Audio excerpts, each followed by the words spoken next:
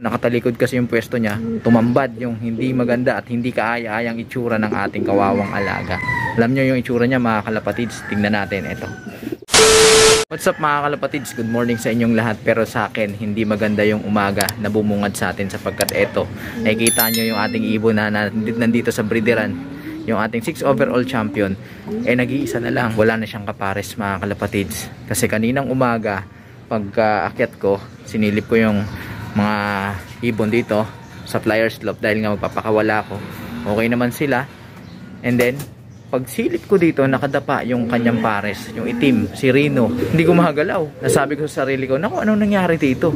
Hindi naman ako nagpainom ng gamot. Maaaring makapag-overdose sa kanya. Nakatalikod kasi yung pwesto niya dito sa atin. Then ang ginawa ko, pinihit ko siya. And then yung pagpihit ko, naku, nakita ko mga kalapatid, tumambad yung hindi maganda at hindi kaaya-ayang itsura ng ating kawawang alaga. Alam nyo yung itsura niya mga kalapatids, tingnan natin ito. Pakita ko sa inyo.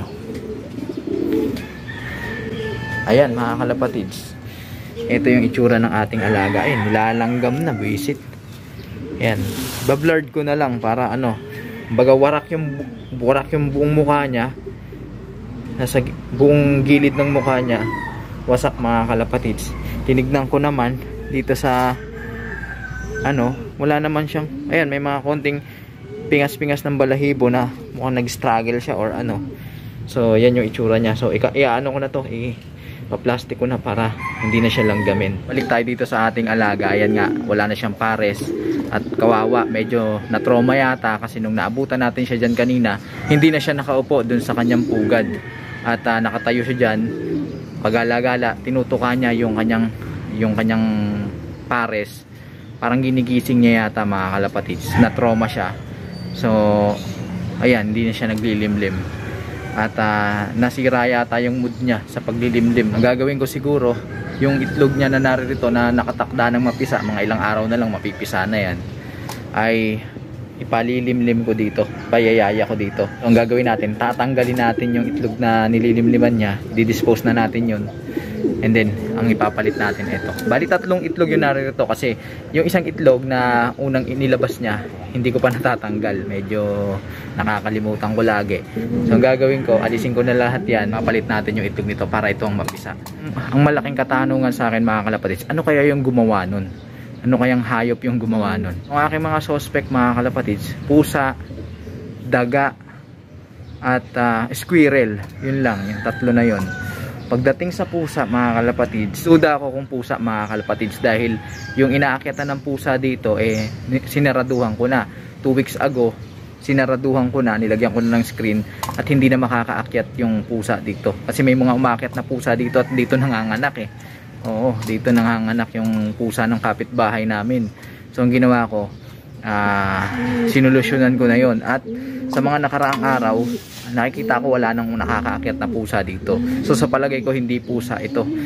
Kung daga naman mga kalapatid, meron yung mga bubwit, yung maliliit, may mga ganun naliligaw. Pero ano ko naman, kinokontrol ko naman, gumagawa tayo ng paraan para masawata. Nakikita kong kaninang isang maliit na daga, yung parang mga ganyan, kulang-kulang 1 dangkal yung sukat. So inisip ko baka yun, kasi yung tama ng ating ibon malamang nagsimula sa mata o kaya sa ilong dahil kita naman natin yung pakpak, buo naman yung pakpak niya, hindi naman siya parang naubos o ano, wala naman siyang mga balahibong nalagas dyan, hindi naman nagkalat ng balahibo dito. Yung kumbaga yung mga openings lang na pwedeng ngat-ngatin kagaya ng mata, ng ilong, malamang doon nagsimula yung ginawang pag-atake nung sumalbahe din sa ating ibon. Kaya lang pala isipan pa rin mga kalapatids kasi normally mga ganun daga ang kinakain lang nun yung mga yung mga tira-tira na uhuhulog na mga buto, mga grains, patuka ng ating mga alaga. So duda ako na pag-interesan niya yung ibon nating yun. So hindi ko lubos maisip. Kasi nga unusual dahil kung ganun kaliit na daga magi-interest sa ibon natin, parang 'di ba? Parang hindi papalag naman yung ibon natin mamamalo naman ng pakpak yun So duda ako na dagang maliit. Dagang malaki pwede pa mga kalapatid. Kaya lang napapaisip ako, wala naman nakakaakyat na dagang malaki dito sa ating kulungan dahil nasa rooftop to eh. Tapos third floor. Kung may daga man na malaki, doon pa lang sa baba madedetect na namin. Ngayon wala namang malaking daga na umakyat dito. It's either maliit o kaya malaking daga. At yung pangatlo kong suspect na naiisip mga kalapatids, squirrel. Oo. Kasi nung mga nakaraan dito sa ating paligid, yan, habang nagpapakain tayo dito sa ating mga alaga, nakatambay tayo dito, may napansin akong parang squirrel dito sa puno na ito. Kasi ngayon dito sa Quezon City may mga squirrel na rin yung mga puno-puno mga kalapatids. Dati wala namang ganyan dito. Ngayon meron na tayong squirrel dito sa syudad. At nakakapagtaka kasi itong puno na to, nag-iisa lang yan. Kumbaga isolated na puno na natira dito. Eto, hindi naman masukal masyado yan. Tsaka sa mga saging yan, duda ako na magtitira dyan yung squirrel. Tsaka ilang puno lang yan mga kalapatid. So dito ko nakita yung squirrel yan dyan sa may ano na to, sa may puno na to. Medyo kinakabahan nga ako noon mga panahon na yon, dahil alam nyo naman yung squirrel minsan salbahe yan eh. Binubutas niyan yung butchi ng ating mga alagang ibon para lang kainin yung nasa loob na mga patuka na nakain ng ating mga alaga. So tendency nun, kawawa yung ating ibon. Noon kasi mga kalapatids, nawalang yahan na tayo ng pusa dito sa cage na to. Kaya matatandaan nyo, nilagyan ko to ng screen para maiwasan yon. Kaya lang nagbutas ako dito konti para nga yun, madali kong mailagay itong tubigan nila. So malamang dito siya nadali. Pero kung squirrel nga yun, makakapasok yun kasi dito butas dito. At hindi ko malaman kung pusa naman kasi mga kalapatids, hindi siya makakabuelo ng maayos dito Tsaka alam ko pag pusa, talagang warak-warak yung mga balahibo nun. Ayun, ulo lang talaga Ulo lang talaga yung natira sa kanya. It's either dito lang siya tinira sa labas, o yung ulo lang talaga yung kayang waratin ng ating masamang bisita kagabi. So hindi ko alam. Ano sa palagay nyo mga kalapatids? Paki-comment nga sa mga ma-experience na ganyan. Nag-aala Detective Conan na ako dito Iniisip ko talaga kung ano yung dumali. Kung baka naman may ahas dito sa atin, no? Pero hindi naman siya kinonsume, hindi naman siya sinubukan lunukin. Kumbaga winarat lang yung talagang mukha niya.